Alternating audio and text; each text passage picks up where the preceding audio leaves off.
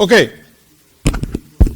Okay, so let us begin today's lecture, and we will continue with probability theory from where we left off last week or in the last lecture. So today we will continue our study of probability, and we will begin today with indicator variables and their applications. So what are indicator variables? So indicator variables are an extremely useful type of random variables for solving problems. So what is an indicator variable? So suppose you are doing a random experiment and you are interested in the event that you are interested in any particular event A. So for example, maybe you are rolling a fair die and you are interested in the event whether the score obtained in your fair die is bigger than 3. So whether the score is 4, 5 or 6, maybe that is your event, right? So for any event, so this event in a random experiment, a particular event may or may not happen, right? So that's why it's a random event. So what is an indicator random variable? For any event A, you can define an indicator random variable corresponding to that event A as follows. So we will denote this indicator variable as 1 sub A. So 1 stands for indicator and A stands for the event of which this is an indicator. And this indicator random variable, you will be, of course, just like any other random variable, an indicator random variable, its value is decided on the basis of the outcome of the experiment, right? So this indicator random variable, so first of all you conduct your random experiment and look at the outcome. So depending on the outcome, the event A might or might not have happened. If the event A happens, depending on the outcome, then we say that the indicator random variable corresponding to A takes the value 1. If the event A doesn't happen because of the nature of the outcome, 1 sub A, the indicator variable, is said to take the value 0. So it's a 0 or 1 random variable which just records whether the event A has happened or not. This random variable takes the value 1 if the event A happens and 0 if the event A doesn't happen. Okay, clear? Any questions? So for example, in coin tossing, A can be the event that there is a head. So you are tossing a single coin. So A can be the event that there is a head. So indicator of A takes the value 1 if the coin falls head, and it takes the value 0 if the coin falls tail. Okay? So let us now observe a simple relation. So if you, for any event A, if you consider the indicator variable of A, then expectation of the indicator of A is nothing but the probability of A. Okay? And let us see by a simple calculation why this is true. So we know that for any random variable x, expectation of x is summation n, so summation over k times probability x equal to k, right? So the indicator variable takes only 2 values, 0 and 1. So it should be, so expectation of the indicator A should be 1 times probability that the indicator of A equal to 1 plus 0 times the probability that indicator of A equal to 0. But now we notice that by definition, indicator of A takes the value 1 if and only if A happens. So the probability that the indicator of A equal to 1 is equal to, so the probability that indicator of A equal to 1 is equal to the probability that the event A occurs. Similarly, the probability that indicator of A equal to 0 is the probability that A does not occur, okay, which is equal to the probability of A complement, because A does not occur is same thing as A complement occurs. So now we have 0 times this quantity, but 0 times anything is 0, so you can forget about this. This one is indicator, this one is 1 times the probability of A, so this is exactly probability of A. So the expectation of the indicator of any event is the probability of that event occurring. Okay? So you might say that, you might think that this is a bit of a jargon that we have introduced. So, what is the use of these things, right? So, let us immediately see an application. So, suppose we want to calculate the expected number of heads in n tosses of a fair coin. So, we just calculated the expected number of heads for general coin of bias p in the last lecture, and for that we use the expression that the expected number of heads is k times the probability that the number of heads is equal to k, right. So, we calculated the probability that the number of heads is exactly equal to k for a coin of for in n tosses of a coin with bias p, and then we proceeded from there and calculated that the expected number of heads is n times p. So, in particular, if it was a fair coin, the expected number of heads would be n times 1/2 or half n. So, that was a perfectly correct calculation, but you see that what we had to do, if you go back to the slides there.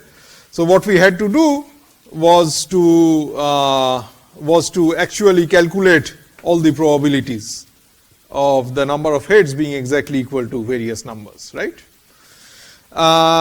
So, here using indicator random variables, we can bypass all of that, and we can calculate the expected number of heads in n tosses of a coin in a very simple manner. So, how do we do that? So, we are tossing a fair coin and we are tossing it n times. So, let ai be the event that the ith coin falls head. So, what is the number of total number of heads in these n tosses? It is the indicator of a1 plus indicator of a2 up to the indicator of an. So, let us pause here for a moment and try to reason why this kind of an expression should be true. That is why the total number of tosses, the total number of heads in n tosses of a coin should be the sum of the indicators of the events that the ith coin falls head. Okay? Why should this be true? Okay, so this is an equation. So, the left hand side is the total number of heads in n tosses, right. So, that is clear, we all understand what that means. The right hand side is, of course, it is a sum of various indicators. So, it needs a bit of unraveling and a bit of understanding. So, let us do that. So, we start from the left hand side and we see that we are considering the total number of heads in n tosses. We will count the number of heads in n tosses gradually, toss by toss, okay, in the following manner. So, we go to the first coin, we go to the result of the first coin toss and check if this is a head or if this is a tail. If this is a head, so I do +1 to my number of heads. If this is a tail, I just keep the number of heads as it is. So, before we had considered any tosses, we did not see any heads. So, we had 0 heads to begin with. After looking at the first toss, if it is a head, we add +1 to our number of heads. If it is a tail, we do not do anything. Okay? Now, we go to the second toss and check if it is a head. If it is a head, we do +1 to our running count of heads. If it is 0, if it is tail, we add 0, we do nothing. Similarly, we successively go to the third toss. If the outcome of the third toss is a head, we do +1 to our running count of heads, and we do not change the number of heads if it is a tail. Okay? So, and we go on like this until we exhaust all the n tosses. So, definitely this gives us the number of heads, exact number of heads in n tosses, because we just went toss by toss and did +1 whenever we saw a head and 0 otherwise. So, this is exactly equal to the number of heads, right. However, if you look at the operations that we did, if you look at what we did with the first coin, we checked if it is a head or not. If it is a head, we added 1. If it is a tail, we added 0. So, this is exactly the indicator of the event that the first coin toss resulted in a head. If it is a head, it is 1. If it is tail, it is 0. Similarly, for the second toss, if it was a head, we did +1. So, this is 1. if it is a head. If the second toss is a tail, we added 0. So we considered 0. So this is exactly the indicator of the event that the second toss was a head, and so on. So what we did was that we went through all the tosses, all the n tosses one by one, and we just added what is basically the indicator of the event that the various tosses are heads. Okay. So this is what we have, and once we have this, the expected number of heads is a very simple calculation, because the expected number of heads is, according to this equation, you can replace the number of heads by the sum of these indicators. But expectation of the sum by linearity of expectation is the sum of the expectations, right? So this is linearity of expectations. But expectation of any indicator is just the probability of that event. So that we just saw in the last slide. So you are just summing the probability of the event ai over I equal to 1 to n. And what is the event ai? The event ai is just the event that the ith coin gives you a head. It's a fair coin, so the probability of ai is the probability of having a head with the ith coin is 1/2. So each of these probability ais is just 1/2, and you are just adding 1/2 n times. So you get 1/2 n. So without any pain, in a simple manner, we just calculate the expected number of heads in n tosses of a fair coin to be 1/2 of n, without going through the actual computation of the probabilities of the various numbers of heads. Okay. So this is the power and the beauty of indicator variables. And also, for those who might look a bit carefully, you might notice that in order to, in the previous way of calculating the number of heads, we expected number of heads, we needed the probability distribution of the number of heads, the probability that the number of heads equal to k for various values of k. And in calculating these probabilities, we use that the various coin tosses are independent, right? Because, for example, in the example with the 5 tosses of a coin with bias p, we deduce that the coins are the tosses of these coins are independent. So, for example, the probability of having 1 head and 4 tails was p times q to the 4, and this is essentially using the fact that the various tosses of the coin are independent. However, we notice that in this calculation, using this simple calculation of the number of heads using indicators, we never really needed to employ the fact that the tosses are actually independent, right? So suppose in principle, if you were given a complicated situation where the coin tosses somehow depend, the results of the coin tosses somehow depend on each other, even then this method could be used, although the other method might fail. Okay. So this is on one hand, this method is very general and powerful. On the other hand, this method is extremely simple, and it gives you very easily and with very little calculation the expected number of heads. Okay. Any questions? So let us talk a bit about expectation and independence. So we have already seen that if two events A and B are independent, then probability of A intersection B is just the product of the probabilities of A and probabilities of B. Okay? So this is a very simple relation. In fact, this is the sort of the mathematical definition of two events being independent. Now, so in our little discussion on probability, we have studied two different kinds of things which you can observe with respect to a random variable or with respect to a random experiment. So there are two different kinds of things that we have studied which you can observe with respect to a random experiment. So one thing which you can observe is whether an event has occurred or not. So those are events, random events.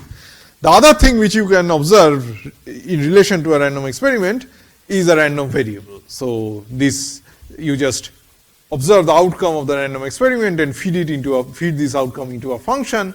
So you just get a random function based on the outcome of your random experiment, and these are random variables. So, and we have noticed that we studied this natural notion of independence of random events. So, now what we will do, so now it is natural to see that if you can talk about the independence of events, whether you can talk about the independence of random variables, right? Because in a sense both are observations based on the outcome of your random experiment. So, indeed the answer is yes, and two random variables are said to be independent if any event that depends only on x is independent of any event that depends only on y. So, what is an example? So, suppose you take 4 independent rolls of a fair die, then the random variable and you consider 2 random variables x and y.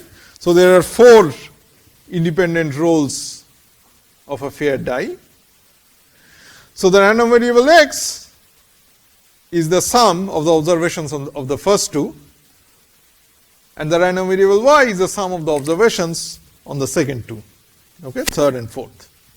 So, of course, since the rolls of the die are independent, the results of the sum of the first 2 die do not depend on the results of the sum of the third and the fourth die, right. So, naturally x and y, namely the sum of the first 2 dice and the sum of the third and the fourth dice are independent, right. And here is a simple simple result. So, if you have 2 independent random variables x and y. So, again what are independent random variables? So, x and y are independent random variables, means that any event which is that depends only on x is independent as an event with any event that depends only on y. So, suppose you consider the probability that x equal to a and y equal to b for any 2 random variables x and y. So, for concrete reference you can look at the example in the previous slide. So, what is if x and y are independent random variables, then what is the probability that x equal to a and y equal to b? Well, if you write this event x equal to a and y equal to b, then you can write it as the intersection, the AND of 2 events. On one hand x equal to a has to occur and x equal to b has to occur. So, as events, as sets, this is the intersection of these 2 sets of these 2 events, right. Now, the point is that x equal to a is in itself an event that depends only on x. Similarly, y equal to b is an event that depends only on the outcome of y. So, the intersection, and these 2 are independent events because x and y are independent random variables. So, these 2 are independent events. So, therefore, the probability of the intersection of 2 independent events is the product of their probabilities. Okay?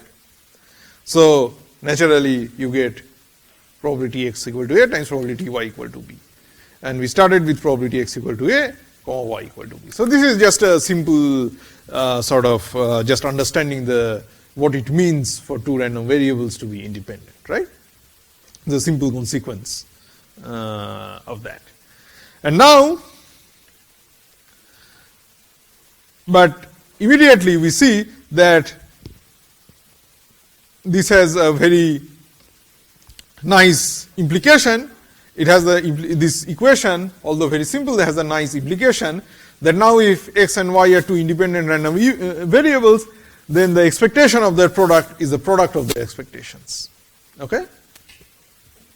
So, let us just quickly see why this is the case. So, suppose x has possible values x1, x2, xk, and the probabilities of x taking these values are p1, p2, pk. So, the probability of x equal to little xi is pi. Similarly, let y have the possible values y1, y2, yl with probability y equal to little yj is being equal to qj. Okay? So, the probabilities with which y takes the value y1, y2, yl are q1, q2, ql. Okay? So, now here is a simple algebra question. if x has the possible values x1, x2, xk, and y has the possible values y1, y2, yl, then what are the possible values of xy? Well, they are very simple. You multiply a possible value of x and you multiply it with another possible value of y, and you consider all possibilities. So, xi is a possible value of x, yj is a possible value of y, and you just range xi and yj over all possible choices of values of x and y. Okay? So, this is xi yj, where I ranges between 1 and k and j ranges between 1 and l. So, you just combine all possible pairs of values taken by x and y and multiply them together. Naturally, that is all the possible values of xy. Okay? Is it clear? Any questions? Now, we are ready to do a little calculation. So, suppose we consider expectation xy. So, what is expectation of any variable? It is for any variable z, the expectation of z is summation over the possible values of z times the probability that z takes that value. So, apply that understanding to xy. So, expectation of xy are the possible values of xy times the probability that xy takes that value, right? And xy takes the value xi yj when x takes the value xi and y takes the value yj. So, now we are in good shape, because x and y are independent random variables, as soon as we look at this probability of x being equal to xi and y being equal to yj, we immediately use this understanding and split this probability as a product of the probabilities x equal to xi times the probability y equal to yj. Okay? So, now you notice that what you can do is that you can combine everything that depends on I together, and you can also combine everything that depends on j together. Okay? So, it is of the form summation over I, summation over j, ai bj, where ai is just xi times probability x equal to xi, bj is yj times probability y equal to yj. Okay? It is exactly of this form. And as soon as you can write something in this form, it splits as the product summation over ai. So, this is I equal to 1 to n, j equal to 1 to l. So, this splits as the product summation I equal to 1 to k ai times summation j equal to 1 to l bj. Okay? So, it is simple. You just multiply out all terms and see that it is the same as the product of these two sums. Okay? So, what are ai and bj? Well, is exactly the product of these two sums. But now we are in good shape, because this sum is exactly the weighted average of all the possible values of x, weighted by the probability that x equal to that particular value, which is another name for the expectation of x. Similarly, it is the possible values of y, weighted by the probability of y taking that particular value, which in other words is the definition of the expectation of y. So, indeed, if two random variables are independent, this shows that expectation xy is the product expectation x times the expectation of y. Okay? Any questions? Okay. So, let us discuss a bit about law of large numbers. So, in probability theory, the law of large numbers is a theorem that describes the results of performing the same experiment a large number of times. According to the law, the average of the results obtained from a large number of trials should be close to the expected value, and will tend to become closer as more trials are performed. So, this is one reason why expectation is important, and intuitively expectation is a long run average of repetitions of the same experiment. And of course, you will learn the exact statement of the law of large numbers in probability courses. So, this is an advanced advertisement and incentive for you to attend probability courses. But let me just illustrate this whole idea of the law of large numbers by a simple example. So, suppose I have a fair coin, okay? So,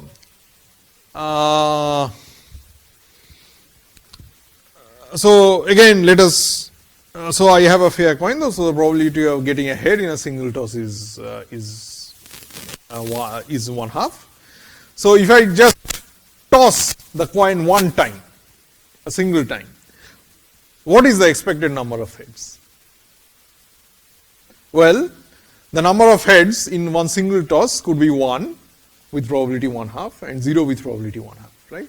So, the expected number of heads in a single toss of a fair coin is 1/2, natural, because you could be 1 or you could be 0 with equal chance. So, the mean should be in the middle, 1/2, right.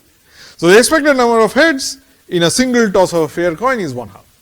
Now, suppose I take a fair coin and toss this coin and observe whether it is a head or not, and I repeat this random experiment independently over and over again, and I count the number of heads, and I take the ratio, and I take the frequency ratio. So, I count the number of heads and I divide it by the total number of tosses. So, if I toss the fair coin n times, then I count the total number of heads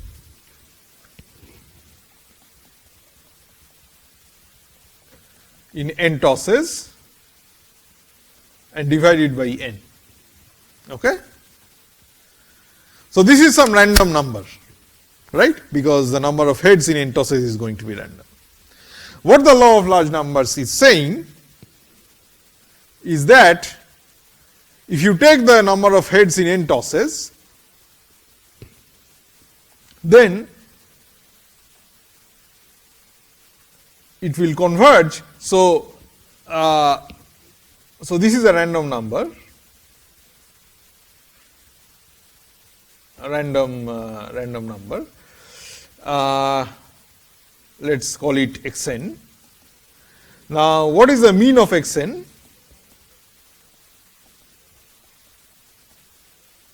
Okay, the mean of x n is 1/2, because the expected number of heads in n tosses is 1/2 n. So, the if you take the number of heads divided by n, the expectation of that is going to be 1/2. But notice that we have seen this 1/2 before, because this is exactly equal to the expected number of heads in one toss, right. So, what the law of large numbers is saying is that the number of heads in n tosses divided by n, so the frequency ratio converges to the expectation, or it converges to the expected number of heads in one toss. Okay? So, this is what it is saying. Okay? So, remember, the number of heads in n tosses is random. When you divide by n, it is going to be a random fraction, it is a random number. What the law of large number is saying is that although it might be random, as n becomes infinity, it becomes closer and closer to 1/2 with very large chance. So, maybe in the following sense, that maybe if you give me, if you toss the coin 1,000,000 times, then it is going to be close, it is going to be within, let us say, 3 decimal places of 1/2 with more than 99% chance. Okay? So, in other words, maybe, so here is why this can be important. So, suppose I give you a coin, you do not know whether the coin is fair or not, and it is of course a natural question and very important for you to determine whether the coin is actually fair or not. So, how are you going to do this via experiment? Well, you start tossing the coin and you toss it a large number of times, count the number of heads, divide by n. Okay? The law of large numbers now kicks in and tells you that this frequency ratio of the number of heads in n tosses divided by n is very close to the expected number of heads in one toss with very large probability, very large chance. So, that means with very large chance, this frequency ratio is actually going to be more or less equal to the expected number of heads in one toss, which is exactly equal to the bias of the coin. Right? So, this underlies the this is the underlying principle behind many statistical procedures, that there is some ground truth in the nature, in the underlying population, which you want to understand. You do not have any way of getting your hands on that directly. So what you do is that you sample many times, and you take a natural quantity, a natural number which you can calculate from that sample, and then there is some result like the law of large numbers, which assures you, which guarantees for you that if you consider the right quantity based on your sample, then with very large accuracy it is going to more or less give you the true value of the parameter in the population or in nature. Therein lies the law of large number, importance of the law of large numbers. It is the mathematical basis for many statistical procedures which work in our everyday life. Okay? Any questions? Okay, so if there are no questions, let's take a 10-minute break at this point. After we come back, we will continue with probability.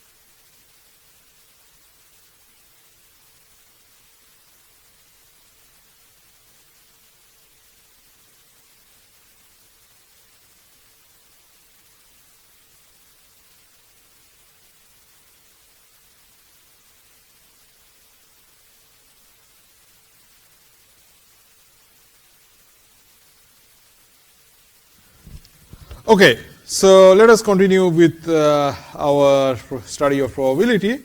So we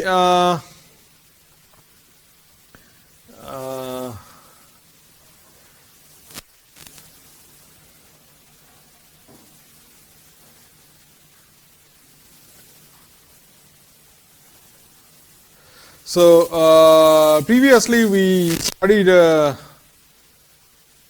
motivating example. So so here is a motivating example for expectation. So you have two options. The first option is to just accept $1,000 now. The second option is to flip a biased coin with a very high chance of getting head, 90%. If you get a head, you get $1,200. If you get a tail, you pay $100. So with very high chance, 90% chance, you get more than what you would if you accepted option 1. But with a very low chance, 10% chance, you have to pay. So question is, which option is better?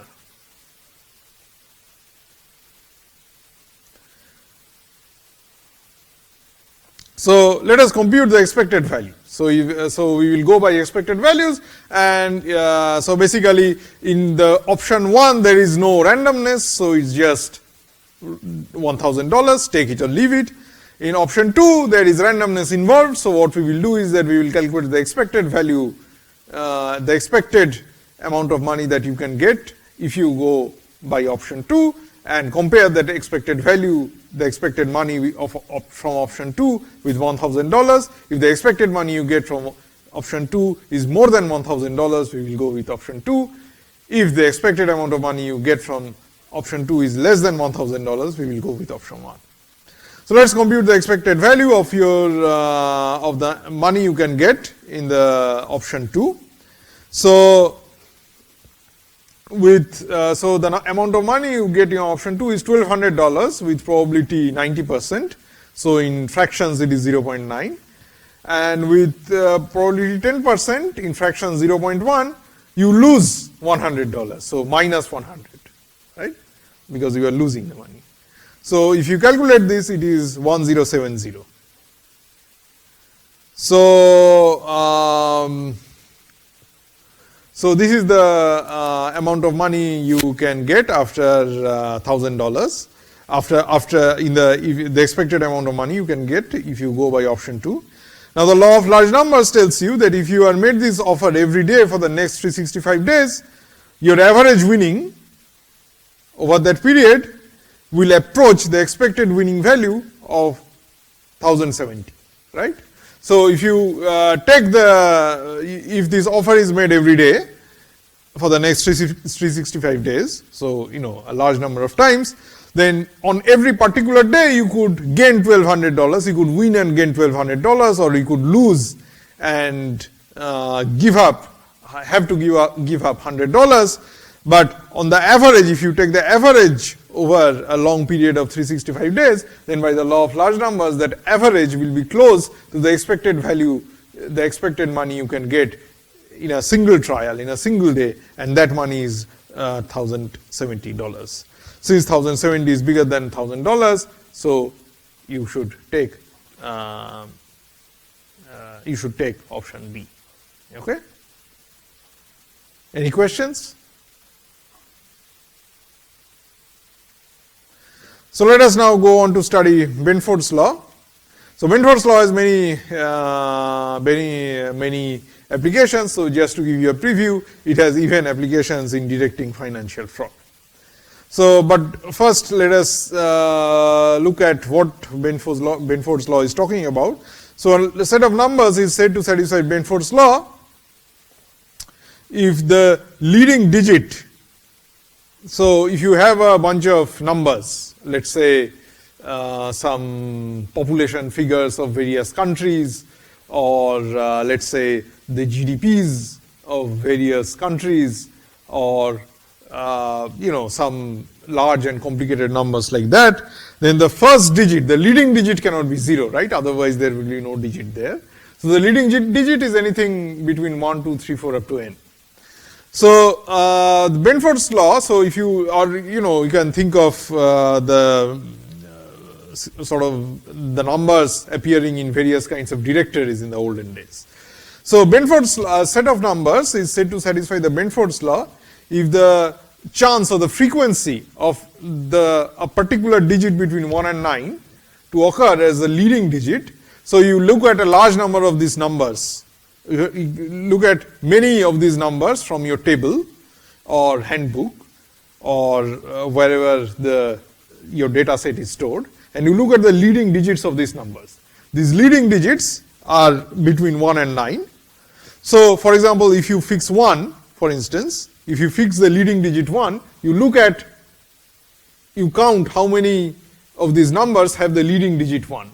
So you take that count and you take the frequency ratio, that is, you divide by the total size of your database. So you take the relative frequency of the numbers for which 1 is the leading digit. Or you can similarly consider the relative frequency of the numbers for which 2 is the leading digit or 3 is the leading digit, etc. So a set of numbers, your directory, is said to satisfy the Benford's law if these relative frequencies or probabilities are given by log 10 d plus 1 minus log 10 log base 10 d. So you can use the simple property of logarithm and you say that log base 10 a minus log base 10 b is log base 10 a over b. So using this simple property of logarithm, you get this as log base 10 1 plus 1 over d. So the leading digits in such a set have the following distribution. So of course this decreases as d increases.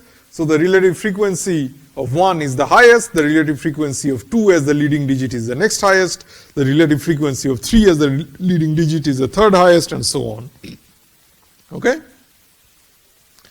So here is a bit of history. So this was discovered by the so-called Benford's law was discovered by Newcomb, Simon Newcomb, in 1881, when he noticed that, again, here is a typical example of Benford's law in action. So he noted that he was looking at pages of a book on logarithmic tables. So in those days, they did not have the benefit of calculators or computers.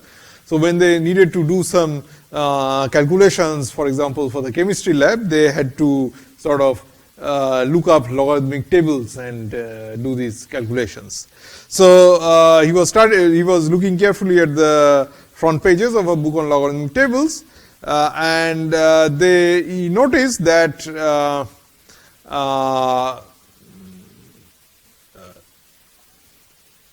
the initial pages were more worn out by use than the local pages, because it's a logarithmic table book which is kept in a lab, so all the students and professors who are coming to the lab are using that book. So that book is used many times, and you can get an idea of which pages are being used more depending on how worn out the pages are, right?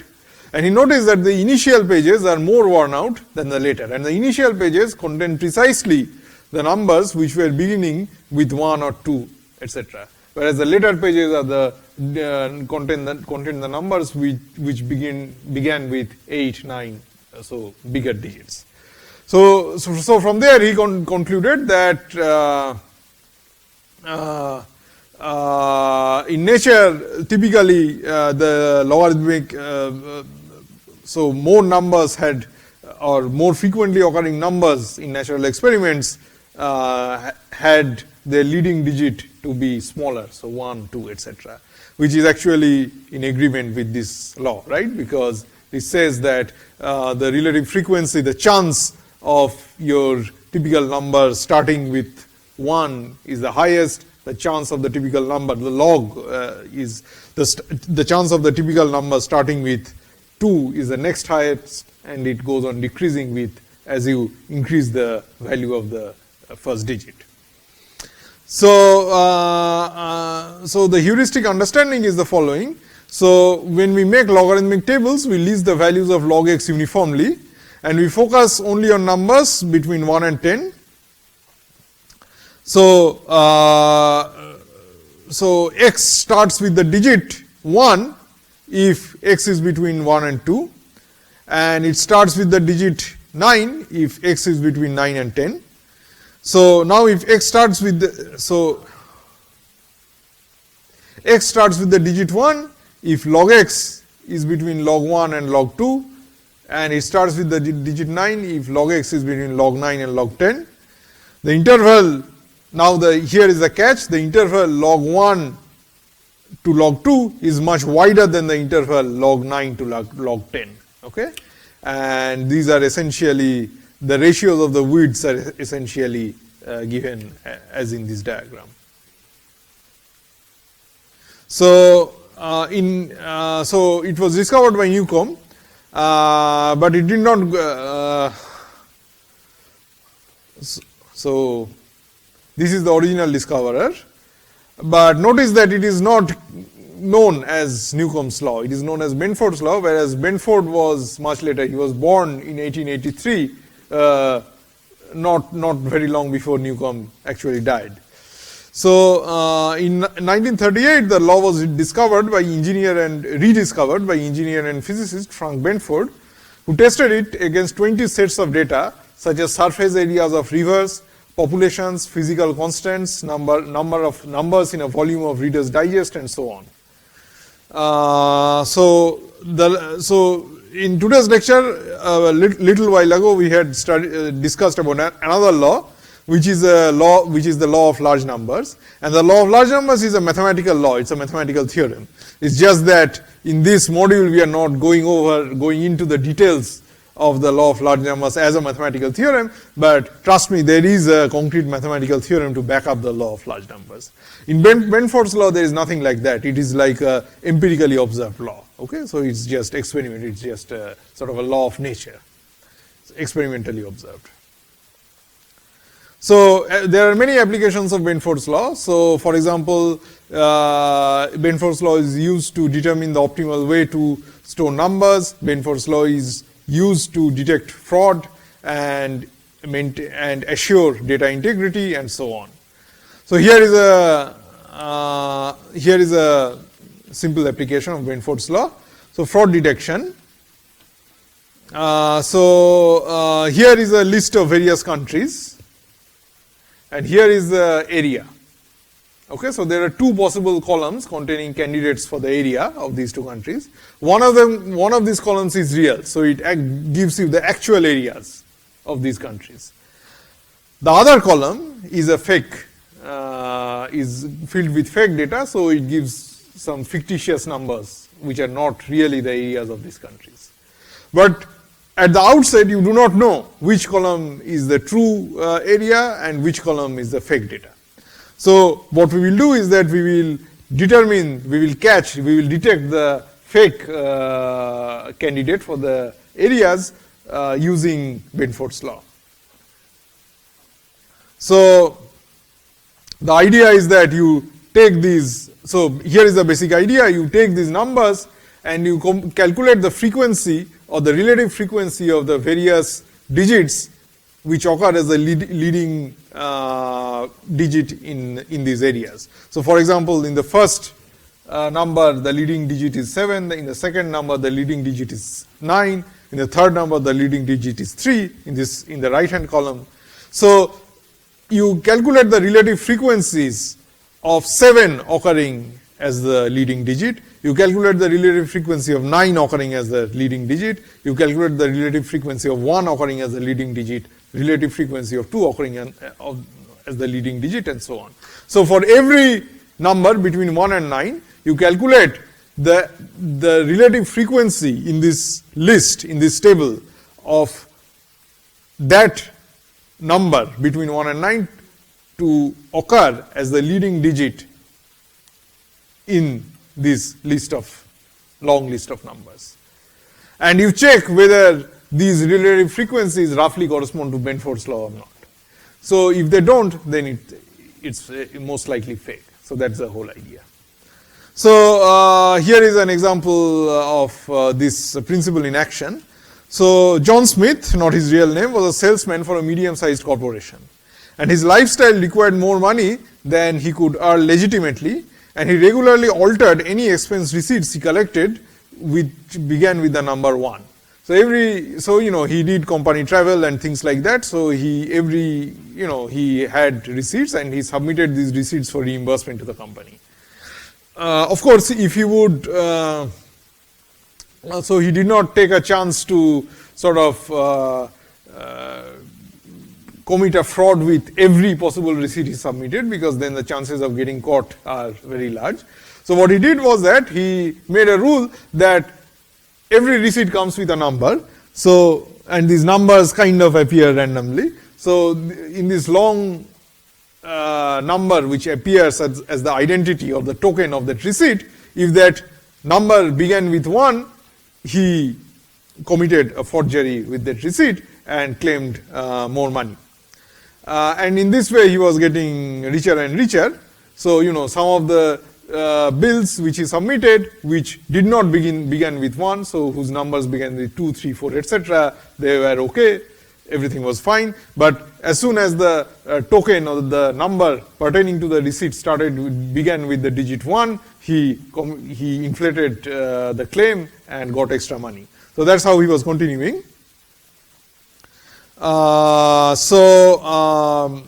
An $18 bill. So, for example, if the amount began with 1, he would change the 1 to a bigger number like 4 or a 7 or 9. So, an $18 bill would become $48 bill, and so on. So, company auditors noticed John's. So, company auditors, what they did was that they sort of looked at the various receipts which John submitted for reimbursement, and they looked at the amounts, and they matched and they looked at the relative frequency of the various digits as the starting digit of the amount on that bill, and he noticed, and they matched these relative frequencies against the expected frequencies according to the Benford's law, and they noticed that the amounts in John's receipts, they broke Benford's law. So they suspected fraud, and they called the police, and indeed it was found that he had committed forgery, and he was arrested. Okay? So this is all that we had for probability. So any questions? So if there are no questions, let's call it a day today, and we will continue next week.